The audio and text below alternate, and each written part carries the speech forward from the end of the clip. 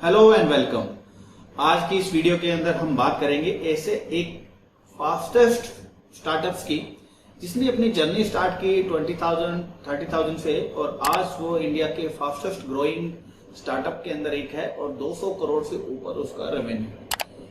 तो इस वीडियो के अंदर हम उसके फुटप्रिंट देखेंगे, किस तरीके से इन्होंने अपना स्टार्टअप किया, क्या क्या चीज उन्होंने अपनी जर्नी में की, उन फुटप्रिंट से हम क्या सीख सकते हैं। किसी भी कंपनी का केस स्टडी करने के पीछे रीजन होता है कि हम उनसे क्या क्या चीजें सीख सकते हैं, क्या क्या चीजें अपने बिजनेस में अप्लाई कर सकते हैं, तभी तो वो अपने लिए बेनिफिट है। नहीं तो केस स्टडी करने का बेनिफिट क्या है। तो मैंने काफी रिसर्च किया इस कंपनी के बारे में। इस वीडियो को अपने 5 स्टेज के अंदर देखेंगे।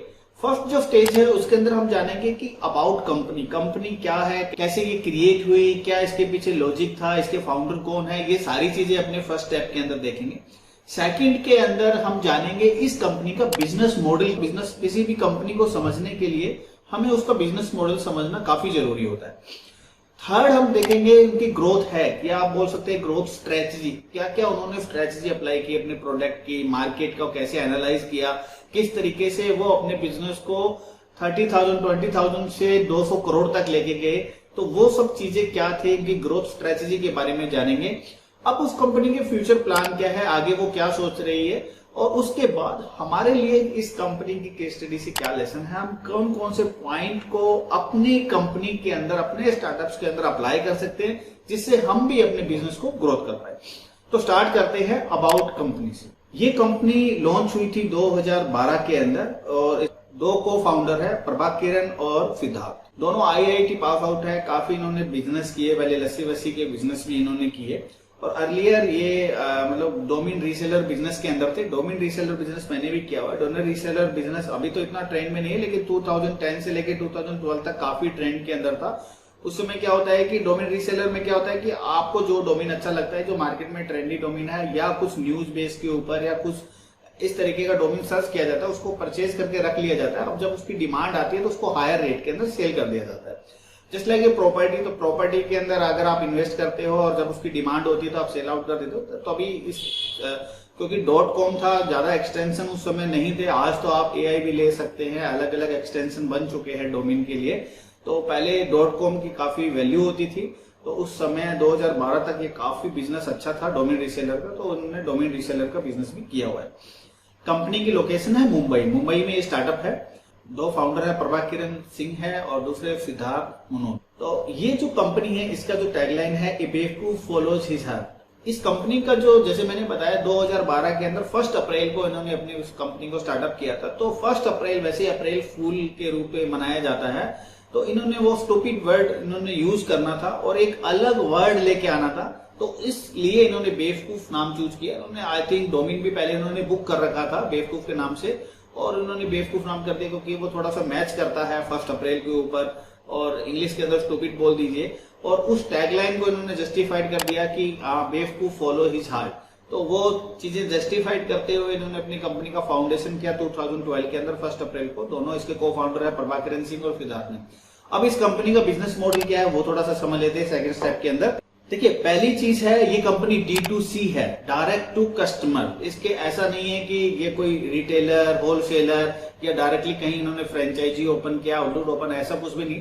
डायरेक्ट टू कस्टमर के अंदर, डायरेक्ट टू कंज्यूमर के ऊपर इनका प्रोडक्ट है।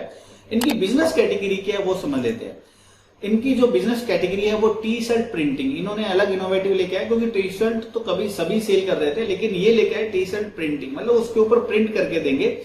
और इन्होंने फ्री स्पेस क्या देगा, क्योंकि इनके अगर टी शर्ट की बात करें तो काफी उस समय बड़े दिग्गज थे उस मार्केट के अंदर टी शर्ट प्रिंटिंग के भी और टी शर्ट सेल करने के। तो इन्होंने फ्री स्पेस, जैसे मैंने प्रीवियस वीडियो के अंदर भी बताया कि आप किसी बिजनेस को करते हैं उस कैटेगरी के अंदर आपको फ्री स्पेस को देखना काफी जरूरी होता है। तो इन्होंने फ्री स्पेस क्या देखा, इन्होंने ट्रेंडिंग जो कोटेशंस होती है, जो मीम्स होते हैं, उनको लाइफस्टाइल में लेके आए। कोई मूवी है उसके अंदर कोई मीम्स है, जस्ट लाइक अभी जैसे पुष्पा मूवी आया था, तो उसके अंदर काफी ऐसे मीम्स है, जो कोटेशंस है वो काफी पॉपुलर हो गए थे। हर कोई, अगर आप देखें तो फेसबुक वगैरह के ऊपर वो मीम्स या कोटेशन डालते थे, झुकेगा नहीं ... इस तरीके की कोटेशन भी थी। तो वो क्या कर रहे थे कि उनको लाइफस्टाइल, उनको टी शर्ट के ऊपर प्रिंट करना उन्होंने शुरू कर दिया। तो ये फ्री स्पेस इन्होंने अप्लाई किया उसके अंदर। कंपटीटर फ्लिपकार्ट, अमेजोन, मिंत्रा, काफी बड़े बड़े कंपटीशन थे इनके सामने। इनका जो टारगेट ऑडियंस क्या था, इनका जो टारगेट ऑडियंस था, इन्होंने टारगेट किया ओनली यूथ को, कॉलेज स्टूडेंट्स, और मेनली इन्होंने टारगेट किया था बॉयज को।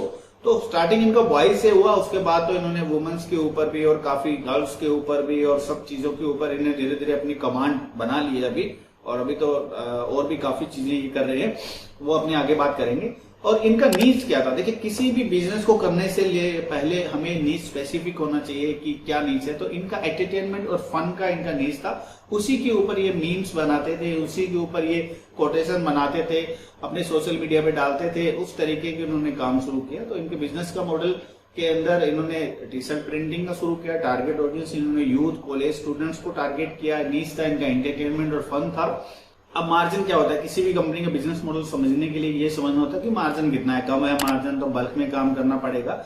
तो इनका लो कॉस्ट हाई मार्जिन था, क्योंकि टी शर्ट प्रिंटिंग की बात करें, टी शर्ट एक रॉ मटेरियल की बात करें तो काफी कम कॉस्ट में आपको रॉ मटेरियल मिल जाता है, और प्रिंटिंग मशीन की बात करें तो वो भी काफी कम रेट के अंदर इजिली आपको अवेलेबल हो जाती है। तो आई थिंक कोई बड़ा इन्वेस्टमेंट नहीं था टी शर्ट प्रिंटिंग मशीन के अंदर और रॉ मटेरियल कैप्चर करने के लिए, क्योंकि त्रिपुरा की बात करें तो त्रिपुरा के अंदर इस तरीके की टी शर्ट्स आपको 100 रुपीज 120 रुपीज में इजिली आप ले सकते हैं। और उसके बाद उसका मान लीजिए कि कॉस्टिंग मान लीजिए 30 से 40 रुपए, आप उसका कोरियर चार्ज मान लीजिए, प्रिंटिंग का चार्ज मान लीजिए, तो लगभग 150-180 रुपीज में होता है, और लगभग 300 रुपीज 250 रुपीज तक ये सेल करते हैं। तो लगभग 100% प्लस इनका मार्जिन निकल जाता है।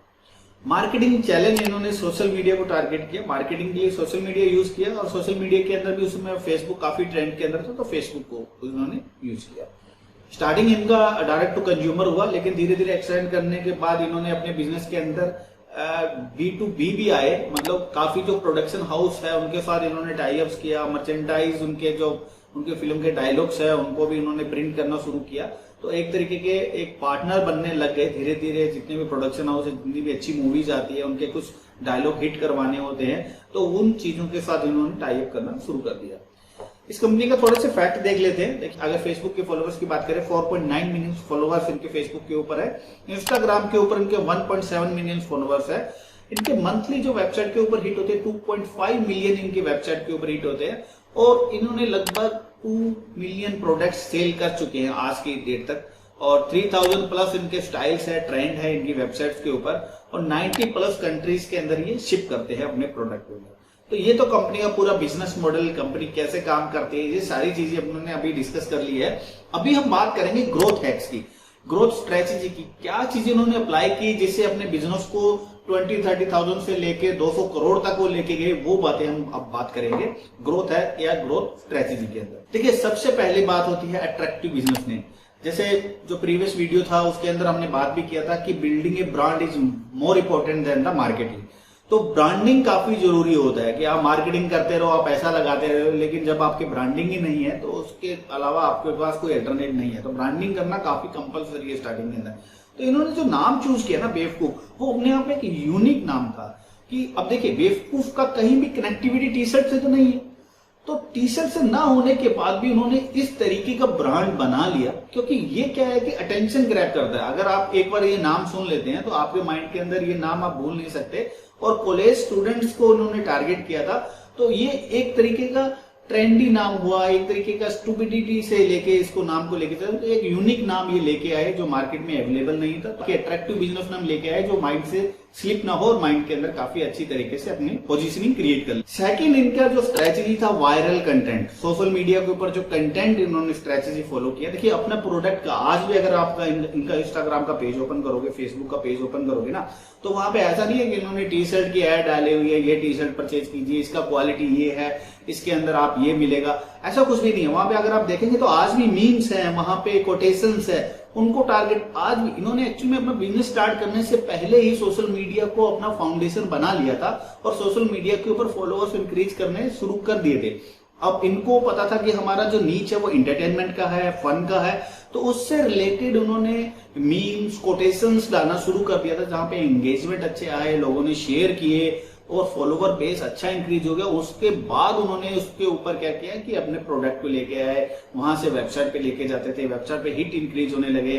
जो प्रोडक्ट जो कंटेंट ये बनाते थे, मीम्स जो बनाते थे सोशल मीडिया के लिए, उन्हीं को टी शर्ट पे प्रिंट करना शुरू कर दिया। तो कहां पे इन्होंने पहले ही अपना सोशल मीडिया जो पिलर है वो मजबूत कर लिया, पहले ही उन चीज के ऊपर फोकस करना शुरू कर दिया। नॉर्मली हम क्या करते हैं, पहले बिजनेस स्टार्टअप कर लेते हैं, उसके बाद देखते हैं, पहले उसको रन भी कर लेते हैं, उसके बाद देखते हैं कि चलो सोशल मीडिया पे भी चला जाए, उसके बाद देखते हैं चलो वेबसाइट भी बना लिया जाए। तो ये सब चीजें अगर आप एक बिजनेस मॉडल बना लेते हैं तो आपको at the same time social media पे फोकस करना है। और फोकस भी क्या करना है कि आपका जो टारगेट ऑडियंस है ना, उससे रिलेटेड कंटेंट डालना शुरू कीजिए। ऐसा नहीं कि डे वन से ही आपने प्रोडक्ट डालना शुरू कर दिया, हाँ मेरा ये प्रोडक्ट है, अच्छी क्वालिटी है।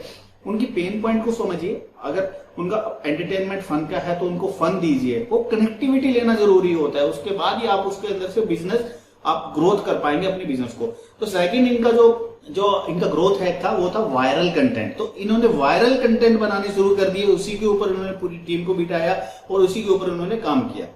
उसके बाद हाई मार्जिन प्रोडक्ट, जैसे मैंने बताया कि त्रिपुरा से अगर बात करें तो टी शर्ट की तो 100-120 रुपीज में आपको इजीली अच्छी क्वालिटी की टी शर्ट मिल जाती है। उसके ऊपर प्रिंटिंग किया, प्रिंटिंग का कॉस्ट आप कैलकुलेट कर लीजिए, 20 से 40 रुपीज आप मान लीजिए उसका, और आप 30 से 40 रुपीज आप इसका शिपिंग का चार्ज मान लीजिए। तो काफी अच्छा 300 से लेकर 350 रुपए में ये सेल आउट करते हैं। तो काफी अच्छा मार्जिन पॉइंट है। नहीं तो नॉर्मली क्या है कि रीसेल बिजनेस हम करते हैं तो उसके अंदर मार्जिन अच्छा नहीं होता, तो इनके अंदर अच्छा मार्जिन था।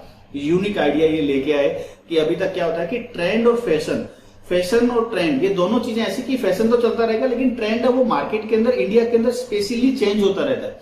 तो इन्होंने क्या किया है कि उस ट्रेंड को चेंज होते रहने के साथ साथ अपने प्रोडक्ट को भी चेंज किया है। क्योंकि ऐसा नहीं है कि इनका अब टी शर्ट प्रिंटिंग है तो इनको स्टॉक बनाने की जरूरत नहीं है। इन्होंने देखा कि जो ऑर्डर आया, जिस मीम्स के लिए आया, इन्होंने जो डाला हुआ था उसका ऑर्डर आया, वो प्रिंट निकाला, टी शर्ट उन्होंने सेल आउट कर दिया, शिप कर दिया। तो ट्रेंड के ऊपर काम किया। जैसे जैसे ट्रेंड आया, कोई नई मूवी आई, जैसे मान लो कि बाहुबली मूवी आई थी, उसके अंदर भी काफी ट्रेंड हुए थे इस तरीके के डायलॉग। पुष्पा मूवी आई, बीच के अंदर विनोद करके भी कुछ ट्रेंड हुआ था। तो जो भी ट्रेंड मार्केट में आता है ना, तो उसके रिलेटेड ये अपने आप की कंटेंट डालना शुरू कर देते हैं, उसके रिलेटेड टी शर्ट्स वगैरह प्रिंटिंग करना है, उसके ऊपर वो फोकस करना शुरू कर देते हैं। तो इनका यूनिक आइडिया था और इन्होंने उसको जल्दी से समझा और ट्रेंड के अकॉर्डिंग चलना शुरू कर दिया था। डिजिटल इकोसिस्टम, इन्होंने स्टार्टिंग से ही अपना डिजिटल इकोसिस्टम स्ट्रॉन्ग कर लिया था, सोशल मीडिया पे, ई कॉमर्स पे और सोशल कॉमर्स के ऊपर। कि नॉर्मली हम क्या करते हैं कि जब हम एक तरीके का प्रोडक्ट सेल करना शुरू करते हैं ना, तो सबसे पहले हम कहां जाते हैं कि हम जाते हैं ई कॉमर्स वेबसाइट बनाते। लेकिन मैं आज भी आपको बोलता हूं कि ई कॉमर्स वेबसाइट की इतनी रिक्वायरमेंट आपको पहले नहीं है। आपका पहली जो रिक्वायरमेंट है ब्रांड बिल्डिंग का, उसके बाद आप कंटेंट पे फोकस कीजिए। आपका जो नीच है उससे रिलेटेड आप कंटेंट बनाइए, कंटेंट को सोशल मीडिया पे डालिए। आप सोशल कॉमर्स के ऊपर फोकस कर सकते हैं। आज भी अगर ये कंपनी बात करे तो आज भी इनके पास ऑर्डर जो आ रहे हैं ना सोशल कॉमर्स से आ रहे हैं, क्योंकि व्हाट्सएप ने भी अपना बिजनेस एपीआई शुरू कर दिया, तो वहां से भी आप ऑर्डर कैप्चर कर सकते हैं क्योंकि इंटरेक्शन ज्यादा होता है। व्हाट्सएप की बात करें ना तो कस्टमर का इंटरेक्शन, आपका जो कंज्यूमर है, कस्टमर है, उसका इंटरेक्शन आप इजिली ग्रैब कर सकते हैं। तो आज भी अगर आप सोशल कॉमर्स के जरिए अपने बिजनेस को स्टार्टअप के अंदर आप लेकर आना चाहो, जरूरी नहीं है कि स्टार्टिंग आप वेबसाइट से करें, ई कॉमर्स वेबसाइट बनाना जरूरी है, आप सोशल कॉमर्स से करें। इन्होंने भी इस तरीके से किया, उसके बाद आप ई कॉमर्स वेबसाइट के ऊपर जा सकते हैं। इन्होंने tie up with the production house, इन्होंने क्या किया था कि प्रोडक्शन हाउस से टाइमली इन्होंने टाई अप्स भी कर लिए थे, जिनसे उनकी मूवी जो आती है, जो ट्रेंडी जो इनके टैगलाइंस है, जो मीम्स है, उनके बनाना शुरू कर। इनका जो टच था ना वो बॉलीवुड था, तो बॉलीवुड के अंदर जो भी ट्रेंड में आ रहा है ना, तो उसको निकाल के लेके आ रहे हैं वो, ठीक है। तो वो न्यूज कैप्चर करना, उस न्यूज से रिलेटेड कंटेंट बनाना, मीम्स डालना, सोशल मीडिया पे डालना, उसको वायरल करना। इवन इन द आईपीएल हो रहे थे, क्रिकेट का कुछ आ रहा है, कंटेंट आ रहा है, तो जो भी एंटरटेनमेंट है जिससे यूथ कनेक्ट हो पाए, ये उन्हीं के ऊपर फोकस करते हैं और नॉर्मली अपने प्रोडक्ट को हाईलाइट ना करके उन मीम्स को हाईलाइट करते हैं। वहां वायरल होने के बाद उससे रिलेटेड वो अपना प्रोडक्ट निकालते हैं और वो सेल आउट हो जाता। तो और अपडेटेड विद द ट्रेंड, जैसे इनका नेक्स्ट स्टेप था ट्रेंड के साथ ही चलते रहे। ऐसा नहीं है कि आज जो अगर उनकी वेबसाइट पे अगर आप चेक करेंगे तो आज भी जो लेटेस्ट में ट्रेंड चल रहा है, जो मीम्स चल रहे हैं ना, उसके रिकॉर्डिंग वो अपडेट हो चुका है। ऐसा नहीं है कि जो पुरानी टी शर्ट्स है वही चल रही है, जो पुरानी कोटेशंस है वही चल रही है, ऐसा नहीं है उसके अंदर। तो रेगुलर अपने बेस को अपने आप को अपडेट करते रहते हैं, ट्रेंड के अकॉर्डिंग चलते हैं। नो डेड स्टॉक्स, नॉर्मली सबसे बड़ा प्रॉब्लम आता है बिजनेस के अंदर डेड स्टॉक्स का। अब इन्होंने कोई स्टॉक बना के तो रखना नहीं है कि जो भी ट्रेंड में आया उसकी टी शर्ट प्रिंट कर करके रखेंगे, जैसा भी ऑर्डर आया इमीडिएटली प्रिंट करके और वो शिप कर सकते हैं।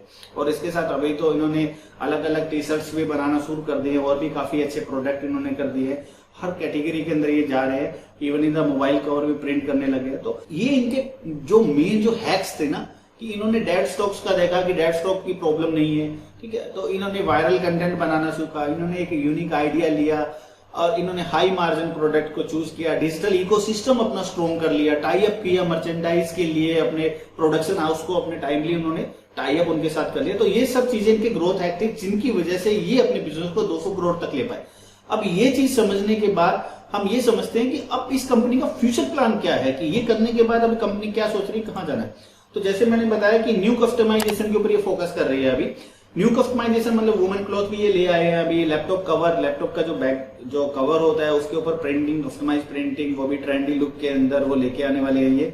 और मोबाइल कवर ऑलरेडी आ चुके हैं, मोबाइल कवर्स की भी अगर आप प्रिंटिंग करना चाहते हैं बैग के अंदर, वो भी ट्रेंडिंग मीम्स, टैग्स और अच्छे अच्छे प्रिंट ये दे रहे हैं। तो उस चीजें ये इनका न्यू कस्टमाइजेशन सिस्टम शुरू हो चुका है। और इनका जो फ्यूचर का जो प्लान है, नेक्स्ट 4 ईयर के अंदर इनका जो सेल्स है वो 2000 करोड़ लेके जाना चाहते हैं। तो नेक्स्ट 4 ईयर का इनका टारगेट है 2000 करोड़ सेल्स इनका लेके जाना। और इंक्रीज इन सब्सक्राइबर बेस, देखिए सबसे बड़ी चीज है ना, अगर आप इनकी वेबसाइट पे जाएंगे, जो मेरा फेवरेट है, ट्राइब बिल्डिंग, मतलब कम्युनिटी बिल्डिंग काफी जरूरी है। आज जितनी भी कंपनीज है ना, वो अपना अपना ट्राइब बिल्डिंग कर रहे हैं, अपने कम्युनिटी बिल्डिंग कर रहे हैं, और काफी नॉमिनल चार्ज होते हैं। वो एक अलग आपको एक्सपीरियंस देना चाहते हैं। अगर इनकी वेबसाइट पे जाएंगे तो इनका जो ट्राइब है, कम्युनिटी बिल्डिंग है, 199 से शुरू हो जाता है। अमेजोन की बात करें तो अमेजोन पे आप देखा होगा, अमेजोन भी अपना प्राइम मेंबरशिप देता है। हर कंपनी अपना प्राइम मेंबरशिप, अपना कम्युनिटी बिल्डिंग बनाना शुरू कर दिया। तो इस चीज को आप बिल्कुल माइंड में रखिए कि कम्युनिटी बिल्डिंग फ्यूचर में आपके लिए काफी बेनिफिट होगा, क्योंकि जब आपके कम्युनिटी बिल्ड हो जाता है तो आप एक अदर नीच वाले किसी बिजनेस ओनर्स के साथ आप टाई अप कर सकते हैं, उनके कस्टमर को अपने कस्टमर के साथ इंटरेक्ट करवा सकते हैं, एंगेज कर सकते हैं, एफिलिएट इनकम भी अर्न कर सकते। तो ये इन्होंने अपना ट्राइब बिल्डिंग शुरू कर दिया है। 99 टू आई थिंक 199 रुपीज इनका मेंबरशिप स्टार्ट हो जाता है। उनको अलग अलग बेनिफिट दिए जाते हैं, जैसे जो भी सेल्स आती है वो उनको पहले दी जाती है, फ्री शिपिंग कर दिया जाता है, कुछ गिफ्ट भी दिए जाते हैं। तो ऐसी जो मेंबरशिप है, मेंबरशिप के अंदर एडिशनल इनको बेनिफिट दिए जाते हैं। तो इनके ऊपर उन्होंने काफी अच्छा फोकस किया है और ये इंक्रीज करना चाहते हैं। अपना सब्सक्राइबर बेस है, आई थिंक अभी इनका है 1,50,000 के करीब इनका सब्सक्राइबर बेस है, और ये 2 और 3 ईयर्स के अंदर 1 मिलियन सब्सक्राइबर बेस इंक्रीज करना चाहते हैं। इनका जो अभी जो बिजनेस है, ई कॉमर्स वेबसाइट बनाने के बाद भी इनका जो 15% जो है ना, वो सोशल कॉमर्स से इनके पास ऑर्डर आते हैं। और अभी जैसे इनका टारगेट है कि इस 15% को ये 25 से 30% लेके जाना चाहते हैं आने वाले सालों के अंदर, क्योंकि इंटरेक्शन के जरिए व्हाट्सएप एपीआई आ चुका है, उसके जरिए इजीली होता है किसी भी ऑर्डर को कैप्चर करना, ऑटोमेट करना, ये सारी चीजें काफी इजी हो चुकी है, ऑटोमेट कर सकते हैं। तो ये अभी कंपनी का फोकस है कि हम फिर से सोशल कॉमर्स के ऊपर है, अपना जो ऑर्डर जितने आ रहे हैं ना उनका परसेंटेज इंक्रीज करें, 15 से लेके 25-30% वो जाना चाहते हैं। तो ये कंपनी की फ्यूचर प्लान है, इस कंपनी के आगे किस तरीके से वो ग्रोथ करना चाहती है। तो अभी तक अपन लोगों ने सीखा कंपनी क्या है, कंपनी ने किस तरीके से अपना इनोवेट किया, क्या इनकी फ्यूचर प्लान है, इनकी ग्रोथ स्ट्रेटेजी क्या थी, इनका बिजनेस मॉडल क्या था। ये समझने के बाद अब जो स्टेज आता है ना, अपना लर्निंग स्टेज आता है कि हम किसी भी स्टार्टअप को जब केस स्टडी करते हैं तो उनके अंदर से वो पॉइंट हमें चूज करने होते हैं जो हमारे बिजनेस के अंदर हम कैसे अप्लाई करें और हमारे बिजनेस को वो किस तरीके से ग्रोथ दे सकता है। तो वो पॉइंट अपने डिस्कस कर लेते हैं, important lesson we are getting from this case study. First, brand building process. जैसे वेरी फर्स्ट, जैसे मैं कह रहा हूं कि पहले अपना ब्रांड बिल्डिंग का मतलब लोगो नहीं है, लोगो इज द फेस ओनली, आपकी कंपनी का फेस है जिसको वो देखने के बाद वो अटैच होता है। आपकी पोजीशनिंग आपको पता होना चाहिए, आपकी ब्रांड स्टोरी आपको पता होना चाहिए। आपको नहीं पता किस तरीके से की जाती है तो ऊपर लिंक दिया है मैंने वीडियो का, आप उस पर क्लिक कर दीजिए। वहां पे क्लिक करने के बाद वो देखिएगा वीडियो, पूरा उसको देखिएगा, आप समझ पाएंगे। वो वीडियो थोड़ा सा लंबा जरूर है, लेकिन वो देखने के बाद आप समझ पाएंगे कि ब्रांड बिल्डिंग कितना इंपॉर्टेंट रोल प्ले करती है और उसको किस तरीके से डिजाइन किया जाता है, किस तरीके से आप अपने कंज्यूमर के साथ इंटरेक्ट हो सकते हैं, इमोशनली कनेक्ट हो सकते हैं। तो ब्रांड बिल्डिंग काफी बड़ा रहता है। उसमें कलर्स आपको कैसे चूज करने हैं साइकोलॉजिकली। अब इन्होंने जो कलर चूज किया है वो यूथ के अकॉर्डिंग चूज किया है। इनका आप लोगो देखेंगे किस तरीके से इन्होंने किया, तो वो सारी चीजें, यूनिकनेस भी है। पोजीशनिंग की बात करें, इनकी टैगलाइन मैंने बताया था कि बेवकूफ थिंक फ्रॉम द हार्ट, तो ये पोजीशनिंग उन्होंने सेट की। फिर उस कोर पॉइंट के ऊपर उन्होंने काम भी किया। ऐसा नहीं है कि पोजीशनिंग सेट करने के बाद काम कुछ और ही करे। तो जो इन्होंने, मान लो कि अभी क्या है, फन एंटरटेनमेंट, तो वो फन एंटरटेनमेंट दिखता है इनकी वेबसाइट के ऊपर। ऐसा नहीं है कि फन एंटरटेनमेंट इनका नीच है, इनका जो कोर पॉइंट फन और एंटरटेनमेंट, और वेबसाइट पे जाएंगे बिल्कुल सिंपल प्रोफेशनल बिजनेस वेबसाइट, ऐसा कुछ भी नहीं। अगर आप देखेंगे तो एक यूथ के लिए जैसा जो कलर कॉम्बिनेशन यूज करने चाहिए, फंकी कलर हैं, अलग अलग तरीके के फोन्ट्स इन्होंने यूज किए हैं, तो वो एक इमोशनली अटैच होते हैं, वो एक एटमोस्फियर इन्होंने अपनी वेबसाइट के ऊपर भी दिया है। इवन इनका वेबसाइट पे नहीं, मैं बोलूंगा कि सोशल मीडिया की बात करें, अभी यूट्यूब के ऊपर भी है, तो वहां भी जो अगर ये कंटेंट डाल रहे हैं ना, उससे रिलेटेड डाल रहे हैं, वो कोर पॉइंट के ऊपर ये काम कर रहे हैं। डिजिटल प्रेजेंस आपका जरूरी है, जैसे इन्होंने सोशल मीडिया पे कर रखा है, वेबसाइट कर रखा है, तो आपका डिजिटली प्रेजेंस जरूरी है। अगर आप इनको देखेंगे यूट्यूब पे भी है, फेसबुक पे भी है, इंस्टाग्राम पे, तो अपने बिजनेस का डिजिटल प्रेजेंस आपको कंपलसरी है करना। क्योंकि आपने क्या सोचते हैं कि चलो वेबसाइट बना लिया, सोशल मीडिया पे नहीं डाला, या सोशल मीडिया पे चल के वेबसाइट पे नहीं, ये दोनों चीजें हैं, पैरेलल चलेंगी। क्योंकि वेबसाइट आपका खुद का आपका प्रॉपर्टी है, सोशल मीडिया तो थर्ड पार्टी है। वेबसाइट से आपके साइटेशंस क्रिएट होते हैं, लोकल डायरेक्टरीज के अंदर आपके बिजनेस लिस्ट होते हैं, तो वो साइटेशंस भी आपको क्रिएट करने पड़ते हैं लोकल डायरेक्टरी। अगर आप लोकल बिजनेस है तो लोकल डायरेक्टरीज के अंदर भी आपको बिजनेस का लिस्ट करना पड़ेगा। उसके बाद social media content strategy, content आपका किंग है, कंटेंट के बेस के ऊपर ही आप इंटरेक्शन अवेयरनेस क्रिएट कर पाओगे अपने कंज्यूमर या कस्टमर के साथ। नॉर्मली ऐसा नहीं है कि आपने एक कोई प्रोडक्ट आप सेल कर रहे हैं, मान लीजिए एक बोतल सेल कर रहे हैं या एक मोबाइल सेल कर रहे हैं, तो मोबाइल का फोटो डालना शुरू कर दिया है, जो भी प्रोडक्ट या सर्विस है। आप अगर मेरी एजेंसी वैभव एजेंसी का अगर आप फेसबुक पेज देखेंगे तो वहां पे मैं मेरी कोई सर्विस का डिटेल नहीं ऐड नहीं दे रहा हूं, वहां पे मैं डाल रहा हूं कि जो पेन पॉइंट है बिजनेस ओनर्स का, वो किस तरीके से सोशल मीडिया में अगर हैशटैग देना है तो किस तरीके से देंगे, अपना सोशल मीडिया अगर फेसबुक के ऊपर पेज बनाना है तो कैसे आप बना सकते हैं, उसके हैक्स क्या क्या हैं, गूगल माई बिजनेस किस तरीके से सेटअप कर सकते हैं। तो मैं क्या कर रहा हूं कि उनकी एक तरीके से हेल्प कर रहा हूं। मेरा जो कस्टमर बेस है उस कस्टमर बेस के अकॉर्डिंग मैं कंटेंट डिजाइन कर रहा हूं, और मेरा ट्राई रहता है कि मैं कहीं ना कहीं उनसे कनेक्ट हो पाऊं। तो आपका जो भी बिजनेस है, आपका जो नीच है, आपका जो पोजीशनिंग है, टारगेट ऑडियंस है, उनके अकॉर्डिंग आप कंटेंट बनाइए। प्रोडक्ट आप वीकली, जो मेरा कंटेंट डिजाइनिंग का जो फॉर्मूला है, value value value P, VVVP, तो मतलब ये एक फॉर्मूला है मेरा VVP फॉर्मूला में क्या होता है कि आप वैल्यू दीजिए, वैल्यू दीजिए, वैल्यू दीजिए, उसके बाद आप पिच या प्रोडक्ट अपना शोकेस कर सकते हैं। ऐसा नहीं है कि आपने प्रोडक्ट ही प्रोडक्ट डाल रखे हैं और उसके बाद कभी कभी आप कुछ कोटेशन ऐसा दे देते हैं, कोई मोटिवेशनल दे देते हैं, ऐसा नहीं है। वैल्यू दीजिए, जितना ज्यादा आप वैल्यू दोगे उतना ज्यादा आप अपने कस्टमर से इंटरेक्शन कर पाएंगे, कनेक्टिविटी क्रिएट कर पाएंगे। ठीक है, तो आपको पार्टनर, अभी नेक्स्ट स्टेप है सोशल मीडिया कंटेंट स्ट्रेटेजी हो गया, आपको वो फॉलो करना है हर सोशल मीडिया के लिए जो आपके बिजनेस के लिए रिक्वायरमेंट है। अभी जैसे मान लो अगर लिंक्डइन की बात करें तो लिंक्डइन का क्या काम है, तो वो आपके बिजनेस के ऊपर डिपेंड करता है। आप रियल एस्टेट का बिजनेस कर रहे हैं तो आपके लिए लिंक्डइन काफी इंपॉर्टेंट रोल प्ले करेगा। ठीक है, तो आपके बिजनेस को अकॉर्डिंग जो भी सोशल मीडिया चैनल्स आपके लिए बेनिफिटेड है उनके ऊपर अपना कंटेंट को आप शुरू कीजिए, उनके ऊपर सोशल मीडिया आप अकाउंट क्रिएट कीजिए और उनको वेल मैनेज कीजिए। उसके बाद partnership for the bulk order, इन्होंने क्या किया था, इनका जो था टाई अप क्या था, इनको प्रोडक्शन हाउस के साथ इन्होंने टाई अप किया और वहां पे उन्होंने मर्चेंडाइज उन्होंने दी है। तो आप भी अपने बिजनेस में देखिए आप किनके साथ पार्टनरशिप कर सकते हैं। पार्टनरशिप प्रॉफिट के लिए नहीं होता, पार्टनरशिप से आपके लिंक बिल्ड होते हैं। ठीक है, आप उसको बेनिफिट देखने की कोशिश कीजिए कि जिसके साथ आप पार्टनरशिप कर रहे हैं उनको क्या बेनिफिट दे सकते हैं। अगर आप उनको बेनिफिट दे सकते हैं तो आगे जाके आपको बेनिफिट श्योर मिलने वाले हैं। तो ये चीजें आपके माइंड के अंदर होनी चाहिए। सोशल कॉमर्स के ऊपर फोकस कीजिए। वेबसाइट बनाने से जरूरी नहीं है, वेबसाइट बनाना ही जरूरी नहीं है, आप अपने प्रोडक्ट या सर्विसेज की लीड इंक्वायरीज कैप्चर करना, क्योंकि व्हाट्सएप बिजनेस एपीआई यूज करके या बिजनेस सिंपल व्हाट्सएप यूज करके आप सोशल कॉमर्स के जरिए भी आप लीड कैप्चर कर सकते हैं। तो उस सोशल कॉमर्स को आपको फोकस करना है, फ्यूचर में जाके उसको अपग्रेड करके आप ई कॉमर्स में अंदर जा सकते हैं। अगर आपका प्रोडक्ट इस तरीके का, अगर आपका सर्विस है तो वेबसाइट के ऊपर उस तरीके का आपको सर्विसेज का बुक अपॉइंटमेंट या ऐसा कुछ आप चीजें आप दे सकते हैं। कम्युनिटी ट्राइब बिल्डिंग, जैसे मैंने आपको बताया कि हर कंपनीज अपने ट्राइब बिल्डिंग के ऊपर फोकस कर रहे हैं। आपको ट्राइब बिल्डिंग, आप अगर लोकल बिजनेस कर रहे हैं तो आप टेलीग्राम पे बनाइए, व्हाट्सएप पे बनाइए, फेसबुक ग्रुप बनाइए। तो ये सब ट्राइब बिल्डिंग के आपके फ्री सोर्सेज हैं। आप ट्राइब बिल्डिंग कीजिए, उनका कहीं ना कहीं कनेक्टिविटी दीजिए, उनको नर्चर करना शुरू कीजिए। अगर आप ये चीजें करते रहेंगे तो फ्यूचर में आपको बिजनेस श्योर मिलने वाला है। आप अपने कस्टमर को एंगेज करते रहिए किसी न किसी तरीके से। जरूरी नहीं फिर मैं बोल रहा हूँ कि यहाँ पे आपको कस्टमर को बार बार अपना प्रोडक्ट नहीं देना है, आपको उनको स्पैमिंग नहीं करना है, आपको उनको एंटरटेनमेंट, जिस तरीके का आपका बिजनेस है उस तरीके का कंटेंट देना है, उनको आपको नर्चर करना है।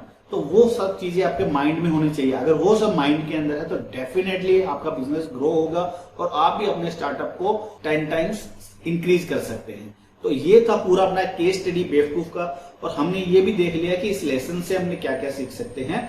अगर वीडियो अच्छा लगे तो लाइक जरूर कीजिए। अब मैं बताने वाला हूं कि हम क्या कराते हैं, मेरा क्या प्रोस्पेक्टिस है ये वीडियो बनाने के लिए। देखिए मैं कराता हूं 90 डेज का डिजिटल ट्रांसफॉर्मेशन, जो मेरा 6 स्टेप्स के अंदर डिजिटल ट्रांसफॉर्मेशन होता है। फर्स्ट स्टेप के अंदर ब्रांड बिल्डिंग का काम होता है। आपका ब्रांडिंग किस तरीके से होना चाहिए वो मैं आपको ट्रेन करता हूँ। उसके लिए टूल सॉफ्टवेयर जो यूज होने चाहिए वो मैं आपको एक्सप्लेन करता हूँ।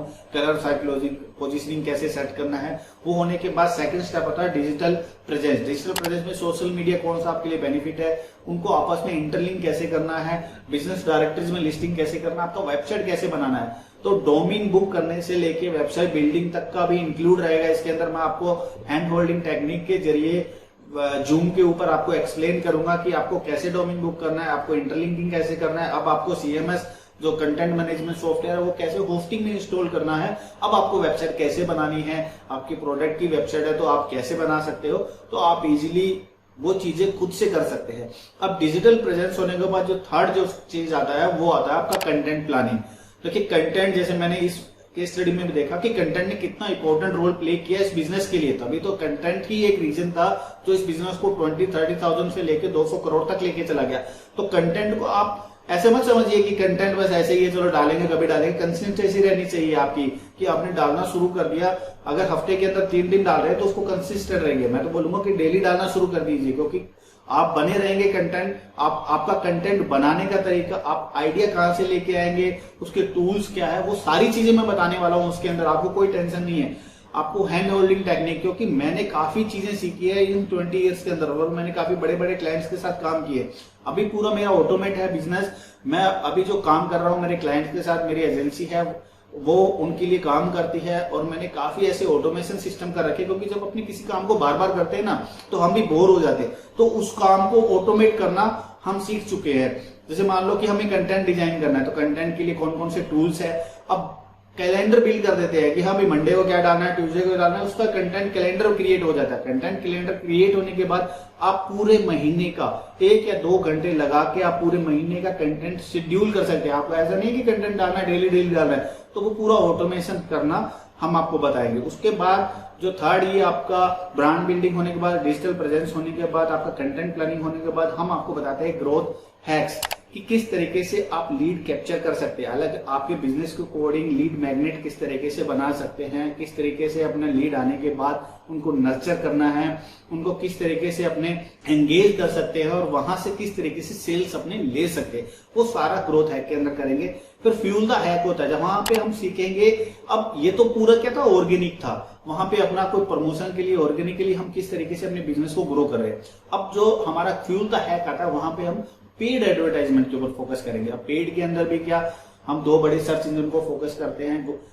हम पेड मार्केटिंग के अंदर भी क्या, हम सोशल मीडिया मार्केटिंग करेंगे, सोशल मीडिया मार्केटिंग, और हम करेंगे SEM search engine marketing. Search engine में हम 2 फोकस करेंगे। वो करेंगे जो मेजर सर्च इंजन है वो गूगल है और दूसरा जो मेजर सर्च इंजन है वो यूट्यूब है। तो इन दोनों के ऊपर ऐड किस तरीके से लगा सकते हैं, किस तरीके अपने बिजनेस की ऐड क्रिएट करनी है, किस तरीके से अकाउंट क्रिएट करना है। और सोशल मीडिया मार्केटिंग के अंदर फेसबुक, इंस्टाग्राम, उनके ऊपर अपना बिजनेस मैनेजर बना के, देखिए पोस्टिंग, यहाँ पे हम आपको ऐसा नहीं बोलते कि बूस्ट करना सिखाएंगे। बूस्ट तो आप खुद कर सकते हैं। Boosting is wasting your money, कि बूस्ट कर रहे हैं तो आप बिल्कुल वेस्ट कर रहे हैं अपना पैसा।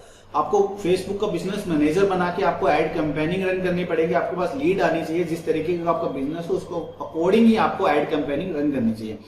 फ्यूल द हैक होने के बाद हम आपको ऑटोमेशन सिखाते हैं कि ये पूरा प्रोसेस होने के बाद जहां जहां अपना जो इन्वॉल्वमेंट ज्यादा है, आवर्स ज्यादा लग रहे हैं, तो उन चीजों को अपने ऑटोमेट कैसे कर सकते हैं। उनके लिए अलग अलग टूल्स है, उनके ऊपर अपने रिसर्च कर सकते हैं, टेस्टिंग कर सकते हैं। जब परफेक्शन आता है तो वो टूल्स को अपने फिक्स कर सकते हैं।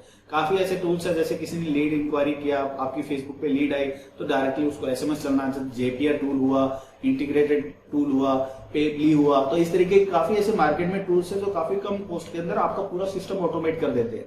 तो वो सब चीजें इस डिजिटल ट्रांसफॉर्मेशन जर्नी में हम आपको एक्सप्लेन करते हैं। 90 डेज का डिजिटल ट्रांसफॉर्मेशन जर्नी है।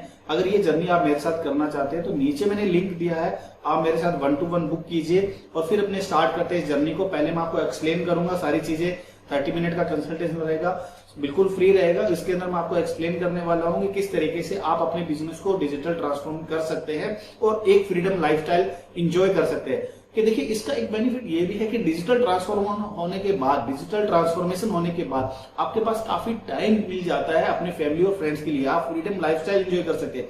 नहीं तो क्या हो रहा है, अभी आपका बिजनेस रन कर रहा है, हालांकि आप अच्छा बिजनेस भी कर रहे होंगे, ऐसा नहीं है कि डिजिटल नहीं होने के बाद आप बिजनेस नहीं कर, अच्छा बिजनेस नहीं है, लेकिन क्या हो रहा है कि आप बीमार हो रहे हैं तो आपका बिजनेस बीमार हो रहा है, आप हॉलीडेज पे जा रहे हैं तो आपका बिजनेस भी हॉलीडेज पे जा रहा है। तो ये सब चीजें कैसे निकले, इन सब चीजों से निकलने के लिए आपको डिजिटल ट्रांसफॉर्मेशन अपने बिजनेस का करना पड़ेगा। अब एक सिंपल सा डिजिटल ट्रांसफॉर्मेशन का मैं एग्जांपल देता हूं कि हम गूगल के अंदर जीमेल अकाउंट सभी का है, तो कभी आपने गूगल फॉर्म पे फोकस किया कि गूगल फॉर्म के जरिए अपनी लीड कैप्चर कर सकते हो, वो सारा डाटा आपका एक्सेल के अंदर ऑटोमेटिक स्टोर हो जाता है, उसके लिए आपको अलग से पे नहीं करना पड़ता। तो काफी ऐसे टूल्स है, अगर उन टूल्स को अगर आप यूज करना सीख गए ना तो आपकी जो लाइफ है वो काफी इजी हो जाएगी। बिजनेस के अंदर जो प्रॉब्लम है उनको नोट डाउन कीजिए, उनको डिजिटली अपने कैसे ट्रांसफॉर्म कर सकते हैं, उनको अपने किस तरीके से ऑटोमेट कर सकते हैं, हर चीज पॉसिबल है आज के टाइम के अंदर। अगर आज नहीं कर रहे हैं तो कब करेंगे। देखिए जो ट्रेंड है ना उसके अकॉर्डिंग आपको चलना होगा। आप सोच रहे हैं पहले क्या था, जब अमेजोन ओपन हुआ था, फ्लिपकार्ट आए थे, तब कह रहे थे कि इनका क्या है, ये तो कुछ दिन है उसके बाद बंद हो जाएंगे, लोकल के अंदर बायर आएंगे, लोकल में ही आपको प्रोडक्ट। अभी क्या हो रहा है आप देखिए, उनकी बात कीजिए, जो अपने आप को मूव कर चुके हैं ना, उन्होंने अपना ऑनलाइन पोर्टल बना रहे हैं, ऑनलाइन सेल कर रहे हैं, पूरे पैन इंडिया में सेल कर रहे हैं वो। जो अब ट्रेंड आ चुका है ना, ये कंटिन्यू ट्रेंड यही रहने वाला है। इस चीज को आपको समझना काफी जरूरी है कि अगर आप ये सोचे कि 10 साल पहले जो ट्रेंड था वो फिर से आएगा, दैट इज नॉट पॉसिबल। ये जो टेक्नोलॉजी अब जो आ चुकी है ना, जिसके हैबिचुअल अपने हो चुके हैं, ये अभी आगे आगे ग्रो ही करेगा, कम नहीं होगा। तो आपको टेक्नोलॉजी फ्रेंडली होना पड़ेगा, आपके बिजनेस को टेक्नोलॉजी फ्रेंडली होना पड़ेगा। जब आप फेसबुक ऑपरेट कर सकते हैं, आप इंस्टाग्राम ऑपरेट कर सकते हैं ना, आप स्मार्टफोन ऑपरेट कर सकते हैं, आप बिजनेस को ऑटोमेट क्यों नहीं कर सकते, आप कर सकते हैं। आप इसके लिए आपका चाहिए ग्रोथ माइंडसेट। अगर आपके विल पावर है ना तो definitely I will help you. अगर आप एक एक्शन टेकर है तो नीचे लिंक पे क्लिक कीजिए। अगर आपको वीडियो अच्छा लगा तो आप प्लीज इस वीडियो को ज्यादा से ज्यादा शेयर कीजिए। अगर आप इस चैनल पे न्यू हैं तो प्लीज सब्सक्राइब करना ना भूलें, क्योंकि इसी तरीके की वीडियोस मैं लेके आता रहता हूं। आपके बिजनेस को ग्रोथ करने में मैं आपकी हेल्प करना चाहता हूं, तो प्लीज आप इस चैनल को सब्सक्राइब करें, लाइक करें, शेयर करें। Thank you very much for your valuable time. Thank you very much. मिलते हैं नेक्स्ट ऐसे ही वैल्यूएबल वीडियो में, तब तक के लिए bye. Thank you. Happy business.